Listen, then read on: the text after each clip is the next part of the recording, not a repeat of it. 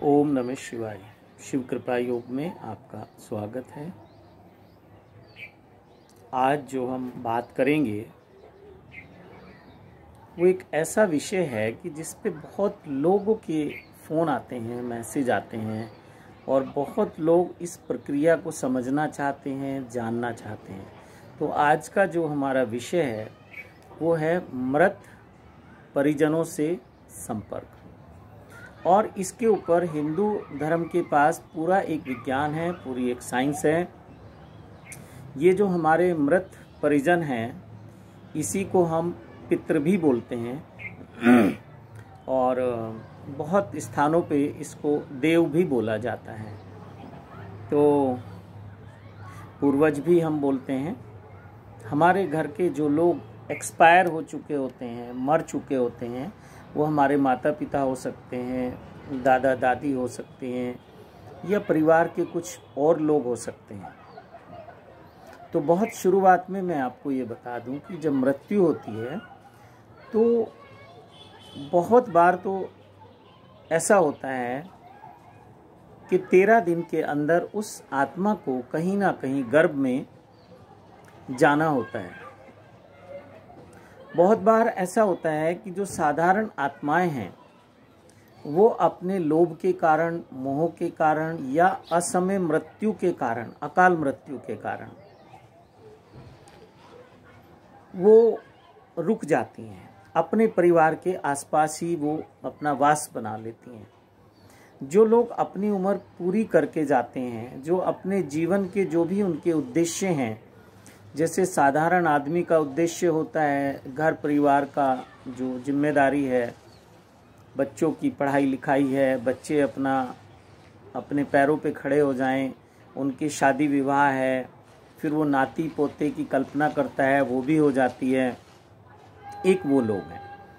तो वो लोग मैक्सिमम लोग 13 दिन के अंदर कहीं ना कहीं जन्म ले लेते हैं, तभी हम उनकी 13वीं करते हैं। 13वीं का जो एक विज्ञान है हिंदू धर्म में वो यही है। आपने देखा होगा कि बहुत सारे लोग जिनके नाती पोते या जिनकी 3rd, 4th, 5th जनरेशन को भी लोग देख लेते हैं, तो उन्हें बड़े धूमधाम से बैंड बाजे के साथ उनकी शव यात्रा निकालते हैं। और बहुत जगह तो मैंने ऐसे देखा कि उनके साथ यानी कि जब उनकी डेथ होती है तो अर्थी के साथ एक सोने की या चांदी की सीढ़ी रखते हैं। तो उसके पीछे मान्यता ये है कि हमने अपनी दादी को या अपनी परदादी को, ग्रैंड मदर, और उसके बाद भी जो 4th जनरेशन होती है, जैसे हमारी माँ है, दादी है, और फिर उसके बाद भी जो एक और जनरेशन होगी उसको परदादी बोलते हैं। तो कि वो सोने की सीढ़ी चढ़ गई तो हम एक सीढ़ी साथ भेजते हैं। ये हिंदू धर्म में ऐसे कुछ रीति रिवाज हैं। तो हम ये मानते हैं कि वो सीधे स्वर्ग में गए। स्वर्ग में मतलब कि जहाँ भी उनका जन्म होगा हंसी खुशी के साथ होगा, पूरी संपन्नता के साथ उस परिवार में वो जन्म लेंगी, और उसको स्वर्ग बोलते हैं। क्योंकि वो जहाँ से जा रही हैं वहाँ भी सब कुछ संपन्न है, उनकी हर इच्छाएं, वासनाएं, कामनाएं, अभिलाषाएं पूर्ण हुई तो वो तृप्त होकर मर रही हैं। ऐसी हमारी मान्यताएं हैं। लेकिन कुछ असमय जो मृत्यु होती है, समय से पहले मृत्यु होती है, या कई बार ऐसा कोई 60-65 साल के आसपास, 55 साल के आसपास व्यक्ति की जिम्मेदारियां भी पूरी हो जाती हैं, लेकिन कुछ उसकी अभी वासनाएं बची रहती हैं। तो ऐसे लोगों को रुकना पड़ता है मोह के कारण। और नॉर्मली ये देखा गया है, ऐसा रिसर्च बताती है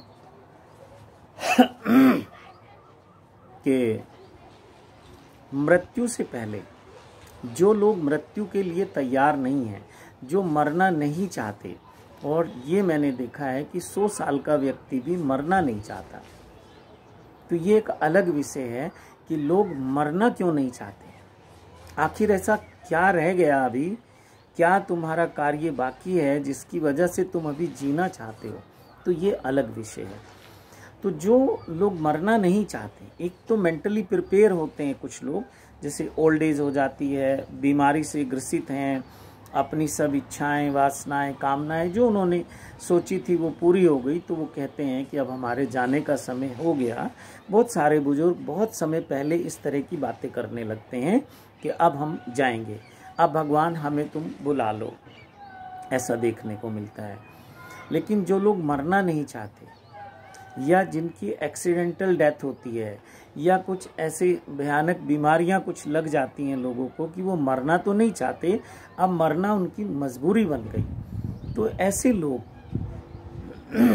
मृत्यु से पहले बेहोश हो जाते हैं। होश पूर्वक मृत्यु तो 0.1% भी अगर कहा जाए तो ये ज़्यादा है। होश पूर्वक मृत्यु तो बहुत बड़ा वरदान है, बहुत बड़ी साधना है। मैक्सिमम लोगों का 99.9% लोगों की मृत्यु बेहोशी में होती है और मूलाधार चक्र से ही उनके प्राण निकलते हैं। जो लोग अपनी इच्छा से मृत्यु का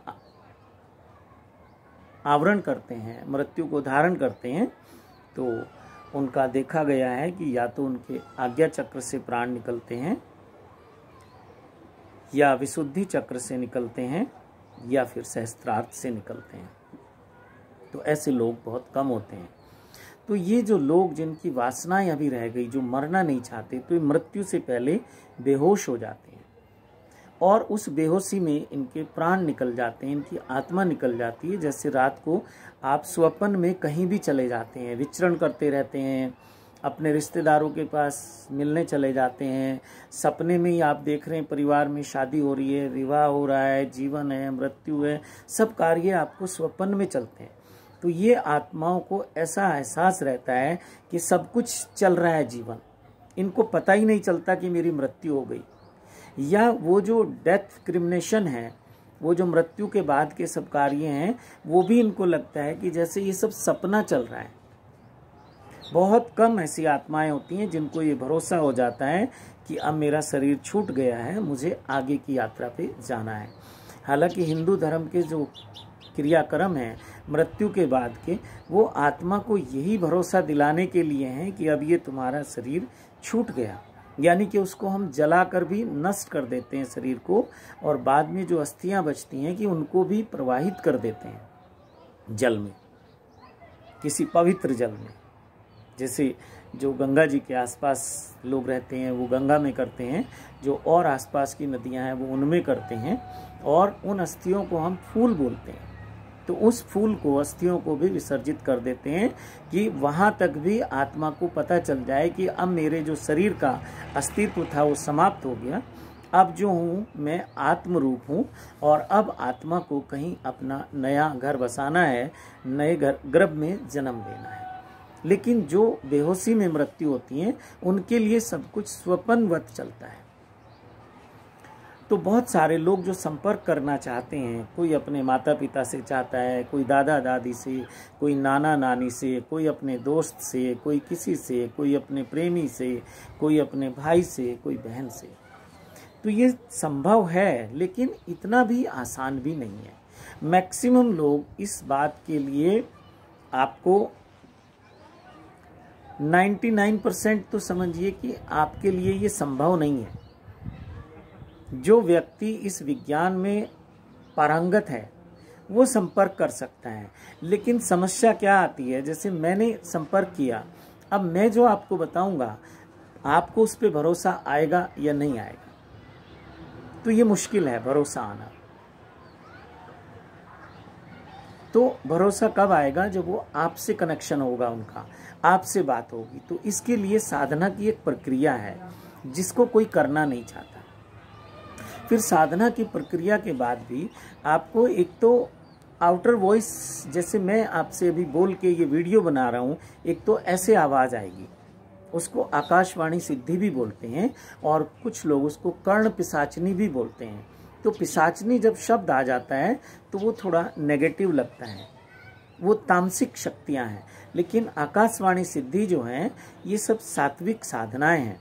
तो आपको आकाशवाणी होती है, आवाज़ सुनाई देगी अपने जो भी आपकी जिससे संपर्क करना चाहते हैं। कई बार घर में आप देखेंगे ऐसा लगेगा कि किसी ने आपको आवाज़ लगाई, कई बार ऐसा लगता है कि उस व्यक्ति ने आपको आवाज़ लगाई।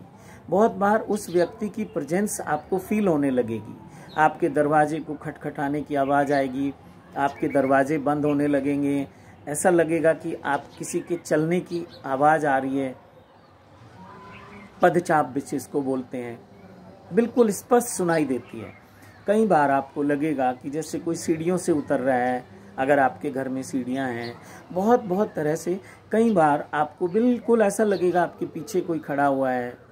कई बार आपकी चीज़ें गायब होने लगती हैं, फिर मिल जाती हैं वो। और बहुत तरह के परिणाम आत्माओं को लेके आते हैं। तो मैक्सिमम ये देखा गया है, जो अकाल मृत्यु होती है वो आत्माएं आपके घर में रहती हैं, आपके साथ रहती हैं, यानी कि अपने परिवार के साथ, अपने प्रियजनों के साथ रहती हैं। तो आज का जो हमारा विषय है वो यही है कि जो हमारे मृत परिजन हैं उनसे हम कैसे संपर्क कर सकते हैं। लेकिन मैं फिर से कह दूं कि 99% लोग इसके पीछे आपको मूर्ख बनाते हैं, और उसका यही कारण है कि एक तो जो लोग इस कला में पारंगत हैं वो संपर्क कर सकते हैं, दूसरा आप अगर करेंगे तो उसमें साधना की प्रक्रिया है। तो जो पहली वाली मैंने बताई कि जैसे मैंने संपर्क किया तो आपको भरोसा होगा या नहीं होगा, या आपकी सेटिस्फेक्शन होगी नहीं। तो सेटिस्फेक्शन होती है जब हम स्वयं उस आत्मा से बात कर लेते हैं, अपने परिजन से बात कर लेते हैं, तो तब हमें तसल्ली होती है। तो उसके लिए साधना की प्रक्रिया है। तो इसके लिए आप तैयार रहें। जो लोग भी इस तरह का कोई प्रयोग चाहते हैं तो साधना के लिए तैयार रहें। दूसरी बात क्या है, फिर आपकी साधना के बहुत फायदे उस आत्मा को भी मिलते हैं। उस आत्मा की सद्गति होती है, उस आत्मा को भी अच्छा लगता है। जैसे आप अपने घर के सदस्यों के लिए कोई कार्य करते हैं, आप उनके लिए कोई पूजा पाठ करते हैं, कोई अनुष्ठान करते हैं, उनके जैसे सपोज करो कि कोई आपके परिवार का व्यक्ति है, आप उससे फ़ोन भी करते हैं तो उसको अच्छा लगता है, आप उससे बात करते हैं तो अच्छा लगता है। तो ऐसे ही उन आत्माओं को भी ये बहुत तृप्ति होती है, बहुत अच्छा लगता है कि हमारे परिवार के लोग आज भी हमें याद कर रहे हैं। तो बहुत सारे लोग इस पे अलग अलग उनके मंतव्य हैं। कोई कहते हैं मरे हुए लोगों को याद नहीं करना चाहिए, उससे उनकी आत्मा दुखी होती है। नहीं, उनकी आत्मा तो अभी आपके पास है, आप में अटकी हुई है। तो आप जितना उनके लिए कुछ करेंगे आत्मा प्रसन्न होगी।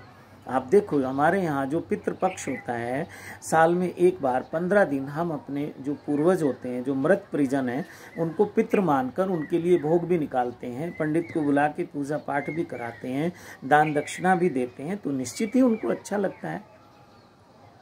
तो बहुत तरह तरह की बातें हैं। तो इसमें आप जो आपको अच्छा लगे उसको माने। तो ये पूरा एक विज्ञान है, पूरी एक साइंस है। आप इसको ऐसा नहीं सोचें कि ये मनगढ़ंत है। लेकिन क्या है कि आध्यात्मिक चीज़ों को अभी प्रूफ करना मुश्किल है।